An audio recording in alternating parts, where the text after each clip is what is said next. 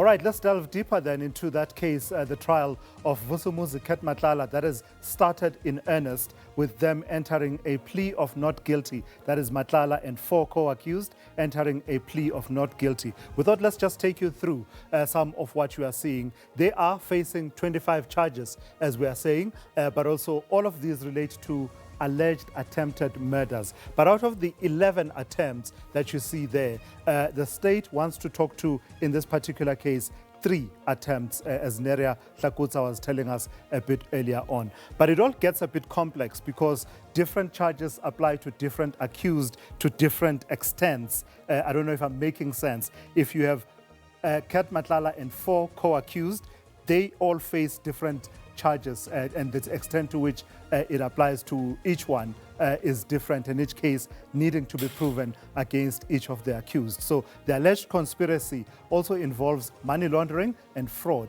3 specific individuals have been identified as targets, and they are Tebogo Tobejane, who was Vusumuzi Matlala's partner, we are told, Sienki DJ Vetis Mokobung, and Joe Ferrari Sebanyoni, a name that you would be familiar with. These shootings, we are told, took place between August 2022 and January 2024.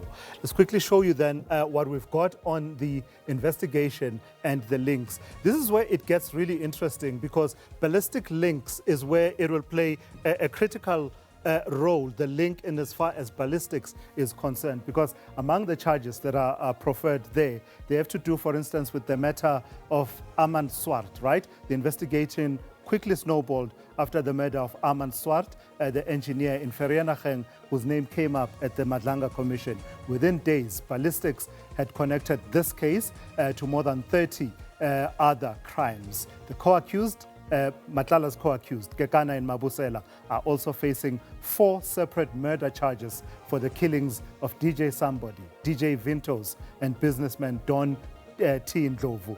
And the web extends further with 12 current and former SAPS officials now linked to that matter, along with 2 companies. And then let's quickly just take you through the other matter that you will know that involves Vusumuzi Matlala, right? And it's the one that has been in the news quite recently following the Madlanga Commission of Inquiry. Beyond the violent crimes, Matlala is also facing serious fraud charges, and they are linked to the Medicare 24 SAPS healthcare tender. He was offered a plea deal and was negotiated, and appeared that it was going to happen. It was going to be an effective 8-year sentence in exchange for his testimony. The bigger fish to fry theory, if you want to call it that, the state basically believing that if we get you to testify, we may be able to net bigger suspects that we want. But the magistrate turned down the sentencing aspect of that plea deal, with the result that it then fell flat. So what does that leave us? His case has been re-linked to that of James Murray and a dozen other officials, widening the scope for this sprawling investigation. So that is the implication. The fact that the plea deal fell through after much negotiation, the moment it fell through, it puts him back to the outcome that says once the deal has been rejected, he comes back with the result that the National Prosecuting Authority will now need to run a trial and prove his case, prove its case along the cases that other accused face in that matter. So that's the history and background of this matter that we've been showing you. Let's now take it forward now and talk to legal expert Advocate Jazz Vilakazi, who joins us now. Good evening to you, Advocate. Locate us firstly, procedurally. The state having entered, the accused having entered a plea of not guilty. What's the implication of this then, as far as these violent crimes are concerned? If we talk about those for a moment, isolating the other cases to do with the Medicare 24 matter, what are the implications procedurally of these not guilty pleas having been entered by the accused?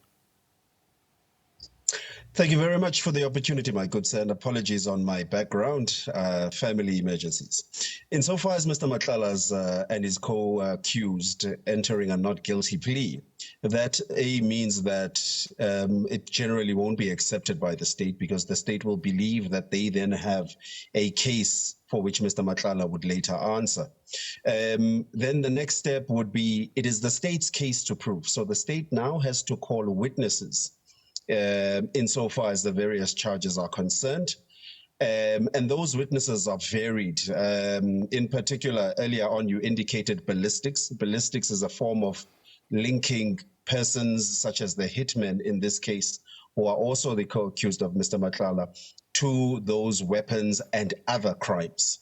Then the state will have another case to prove in which they have alleged that Mr. Matlala, in essence, was the kingpin who arranged for all of these hits. They will have to then prove that. Once then the state is done with its evidence, Mr. Matlala then can elect whether to proceed with his own defense or to elect for a discharge. In other words, saying that the state has not proven its case. Right, so that's the procedural aspect. Please bear with me. This one is a bit long-winded, and it needs to be. There are multiple accused and multiple charges. I think I was talking to it as we were talking through the graphic a few minutes ago. Matlala is accused alongside his wife, Tsakane Matlala, Musakekana Tiego, Floyd Mabusela, and Tabiseng Nzama, on charges including attempted murder, conspiracy to commit murder, fraud, money laundering, and defeating the ends of justice. What level of complexity is introduced by multiple charges applying to varying degrees to multiple accused in the same trial? Well, it's very, very complex, in particular for the prosecution and the magistrate. The first thought that we must have is that it is the state's job to prove each of the charges beyond a reasonable doubt. Therefore, it's actually quite a difficult task for the prosecutor who is charged with handling the matter to prove all of these various elements. Furthermore, the mere fact that there is many accused in the matter actually makes it quite complicated, because the court itself needs to be abreast of which charge applies to which accused, as well as the evidence that is led. Now, you might get an instance where the evidence of one witness may link many of the accused, and the court needs to be abreast of that as well. So, and then thirdly, it is the elements of the charges. For instance, when it comes to attempted murder, it must be unlawful, it must be intentional, and there must have been an attempt on somebody's life. However, with fraud, that is a different element in that it must be unlawful, it must have been made to induce a benefit from a third party.